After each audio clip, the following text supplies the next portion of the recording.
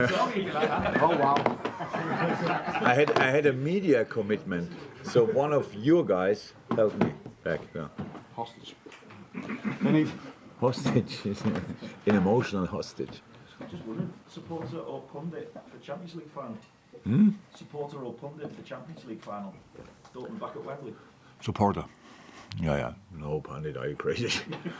To explain how to lose a Champions League final, and you have just to play a lot to win it. Apparently, no. Really happy about that. It was really cool to watch and really nice to see. And for all the people I know there still, big achievement, and nearly, but not in the end, not 100% the same final in like 2013. But yeah, no, nice story. It's your penultimate game in charge, your last away game, and I suppose it brings back memories of some big away days that you've had, particularly going back to Villa Park. And for me, it played a big key moment in your title-winning season. Thank you very much. We talk about that game. We had another night at the Villa. I wasn't going to remind you of that one. Yes, it did. True, really, that game when we won 2-1, because at half time we had a little situation in the dressing room. And then we could calm it down, and then we turned the game around, which was really special. That's when you go for absolutely everything, when everything is on the edge, then these kind of things can happen as long as you settle as quick as possible. And then we turned around to really special goals. Sadio with the head where pretty much, the foot was there, the other foot was there as well, so really dangerous. We really wanted it, and the boys really wanted it. It was a very important one. Great feeling after the game, absolutely. What was the situation you had to deal with? Little argument between players, 2 players actually. So, but you will not get the names from me. There's no problem. It was just a situation. It was like in that moment, it was not a situation where you think, okay, that's exactly how it should be to turn it around. So, but this group of players was really special. It meant so much, and and that's why things can happen when you work together for a long time, especially. That's normal. But yeah, it worked out. As we sit here, you can still win the title, but obviously that chance could have gone. Obviously, with City playing Fulham at half-12 kick-off, and Arsenal got Manchester United. Do you think you'll have any kind of mood to deal with within the camp if that is to happen? That you if they both lose.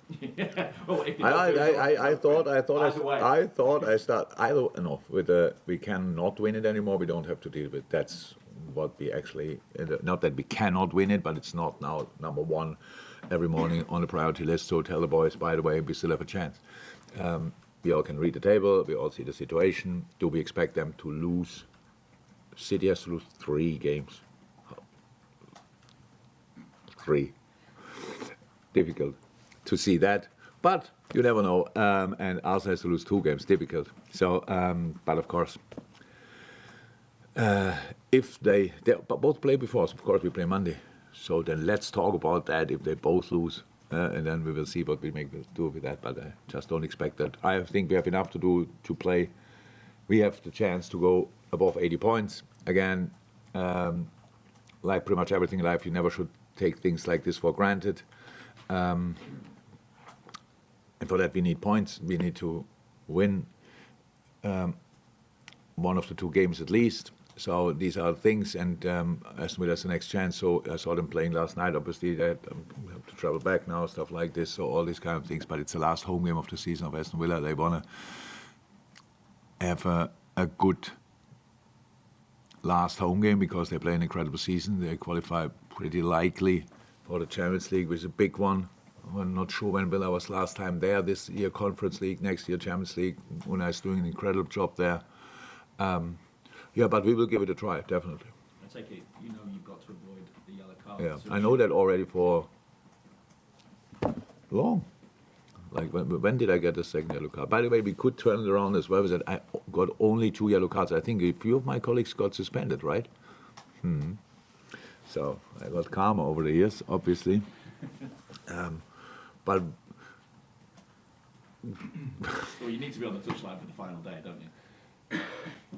I don't need to, but it would be cool. So if I could do that, so it will not be from my side. But I will try absolutely everything to not get involved in any kind of discussions. Thank you. Fraser? I'm almost still worried about asking a question after what happened last week. You know exactly what it's like to sustain a challenge for a Champions League place and go very far in a European competition. So what do you think it says about the job that Unai Emery has done at Aston Villa this year to build that longevity into his side to be able to do that? What did they do last week that you could be worried about that question? You speak about Aston Villa and Unai Emery. Last week about having a 7-day break. And you mean I just give now on each question an answer and go for different people. Incredible job. Unai Emery is one of the best we have in that business, 100%. Wherever he was, and success. Sometimes the clubs were not ready to wait for it. Maybe, if you look back, probably these clubs would have made different decisions. I know him for so long. I think when I met him first time, he was managed in Moscow, if I'm right. So it was in Russia, I'm pretty sure, at that time. And that's really long ago. And he always had a clear idea. Then he won plenty of times with Sevilla. Then it was really, really tricky for us when we faced him with Villarreal, stuff like this. He always organized the team extremely well. And so the job he's doing is absolutely exceptional. And we all know how important it is for a club to qualify for the Champions League, how difficult it is to do that. And that he probably, very likely, will do that. Yeah, it's absolutely exceptional. No other word for. And it's been announced that obviously, aside from your farewells at Anfield next week, you're going to have another audience with fans at the Liverpool Arena. How do you feel about having an evening with Jurgen Klopp? I had a lot of evenings with Jurgen Klopp. Yeah, it's neither my idea nor am I involved in any kind of organization. So I don't think I even could organize tickets if I'm right. So, but it's fine. I'm not involved in that. So I have no clue what happens that night. I said whatever people ask me to do in that perspective, I will do. If somebody wants me wherever, as much as I can. Make it happen, I will make it happen. So, and obviously it's no problem to come a week after, or a few more days more, 9 days after the season's over, come back here. How I said, if the people want that, I will be here. That's no doubt. And I assume it will be probably good. I hope so. No pressure on the people to organize it, but it would be nice if it could be a little bit funny. But I heard John Bishop is there, right? That's a good chance that it will be funny. Jurgen, how refreshing and rewarding was it to see that intensity return against Tottenham last week and that power that you've seen from Liverpool at their best this season? Yeah, for 70-ish minutes, that was a really good game. I liked it a lot. Yeah, you're right. It was a good game. It was what we needed, what we wanted, what the people deserve to see. Is it a lot different? Maybe I think we spoke about that. But why we didn't make it in these 3-4 weeks before? Why they happened for different reasons? But that's how it is. And if we are 100% honest, is that the season where we were the best team in the league? We had our moments. We played our best game again in our history with Man City against Man City, but didn't win it. It's always these small margins. If you win these kind of games, that can open up something. We didn't win it, and then in the first moment when it looks like we struggled slightly, we got really punished for it, because it's now not that the other teams play all the time really good, but in the moments where we played still good or okay and created an awful lot of chances and didn't score there, that just went in the wrong direction. But that was really nice to see, you're right. It was absolutely nice to see against a really strong opponent how strong they are. You saw immediately after we put the foot off the gas, so then boom. That's it, and they were back in the game. But I was not worried that these boys cannot play football anymore, or this kind of football. I knew they can. I just hope, obviously, that they can show it as well, with me on the sideline as well. But and that's what we did, and I enjoyed it a lot. Enjoyed it, the whole thing a lot. Harvey Elliott got a lot of the headlines last Rightly week. so. And with justification, but it was also another eye-catching performance from Cody Gakpo. And he hasn't always been able to nail down a regular starting place, but is it a sign of his growing maturity this season that his contribution is increasing, not just goals, but assists and his general play as well? Yeah. Great game, both. I don't. It's not like this that I go back and think, okay, what did we all do wrong here and there? But if I regret one thing a little bit, is Harvey didn't play often enough, maybe, because it was in a very important intense period. In January, a lot of injuries. He played really good. Was probably our best player, right wing, right midfield, all these kind of things. And everybody came back, and here minutes, there minutes. Then he didn't start anymore.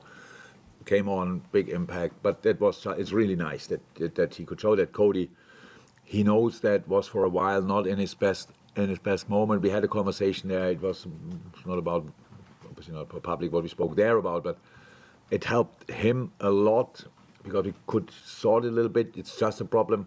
Can I speak in the first moment? Players not performing anymore to the levels you expect him to do. Can you speak immediately? You can. But how can I have an answer for a situation if I don't understand it? So you have to try to look a bit longer into it and wait for a specific moment when I can give answers. Maybe that took from my point of view, for me too long as well. That's maybe the case. But when we after that talk, he stepped really up, and it's really good to see how physically strong he is. What a good footballer he is. He can play right wing, left wing especially, and center. Smart again, full of confidence, physical strength. Good moment. Good for him, good for us. Thank you. I'm good. Hi, Jurgen. Hi. Mohamed Salah has scored 18 goals in the league and got 10 assists. Were you surprised he wasn't on the Premier League Player of the Year shortlist? I don't know the Premier League Player of the Season shortlist. How short is that list? Sorry? Virgil's on. Okay. Am I surprised? Yeah, he was probably every year there, was he? Yeah. Yes, I'm surprised. Carl? There's been a bit of speculation about Darwin's future this week. I know it's not a concern of yours going forward, but how do you assess where he is after 2 years at Liverpool, and where do you see his future? There's what? What was the start? There's a bit of a... Speculation about him. There's no speculation. That must be an external speculation. Because I don't know about it. But maybe I'm not involved in that anymore. There's no speculation right now. It's just a situation we are in, and yes, Darwin was definitely not happy, missing that chance. He's an unlucky, let me say was, because that could have changed now, probably. Just was unlucky in so many situations where he's doing everything right, and in the end, the ball goes still not in. And that's really tough for a young man. It's really tough. He knows about expectations. He has big expectations on himself. That's tough, and you have to go through this. There's no alternative than going through it. And that's what he's doing right now. We try to help him with all we can, with everything we can, but in the end, you have to go through it. Everybody had to go through this. And this is part of a footballer's career. That's all. His problem is that he's that good that he is constantly in these moments. That's so obvious. If he is a little bit lesser good, then he will not have chances, and people just say, it's not great. Because he's that good, he is in his moments where he can finish it off, and now he's not finishing it off in the moment. How many goals did he score? 18, 10, and I think he's not too bad with numbers as well, right? Does anybbe know? 18. 18, 11. They're not bad numbers, obviously. So it's just because of his quality, his constant situations that everybody thinks, oh, again. So, and because of our situation as a team where we had chance and didn't score, that unfortunately, if somebody else would score in that moment, it wouldn't have felt that bad. That's the situation. But again, nobody likes it, but it's part of a career. That's it. Yeah, I thought it was interesting you had a week off in the build-up to the last game, and Jurel started at centre-half alongside Virgil. Does that mean he's kind of pushed himself ahead of even in the pecking order at the moment with his... Oh, it's just like that we have to, we play once a week and we just look at who looks in the best moment. And Jurel is one of them. It's just like, it's how it is. We don't play with 3 centre-halves or whatever, so that means then you have to make a decision. And Jurel is training really well, and we have a lot of training sessions, training really well. Doesn't mean Ibu or Troy wouldn't train well, but Jurel training really well, and that's how it is, and that's why I make these kind of decisions. So that's the best situation I can have. I just sit there and look at it, and I saw a lot of football in my life, so I can see if somebody. I think if you have the chance to make that decision, that you can really decide on this high level. Okay, who's a little bit better in a better moment, then you do it. That's what you do. There's no rotation necessary because then the others have to play anyway, or you have to mix it up anyway. But that's not necessary now. That's why he played. Yes, he pushed himself in a really, really good situation. That's true. And I think the game just justified that decision. He was really good in that game as well, and that's against Son. Yeah, later on Richarlison, it was a different situation, but that has more to do with the passes they got. But again, very, very, very talented player, really, really good. Jurgen, just with Harvey, with the form he's in, do you think he should be Oh. part of the claim for the Euros? Look. Yeah, well, if it would help Harvey, whatever I say, I would say. But you just start a discussion in public, and then people will say, what does he want to do at Euros? And all of a sudden you have to feel bad with, he did nothing wrong, but some people will find a reason, why should Harvey Elliott be there? Maybe the boys read it, and he feels bad. It's a great moment. If somebody wants to pick him, he has everything he needs. You can pack a suitcase in an instant, so it's not a problem. But I will not be part of that discussion. Thank you, everyone. Welcome.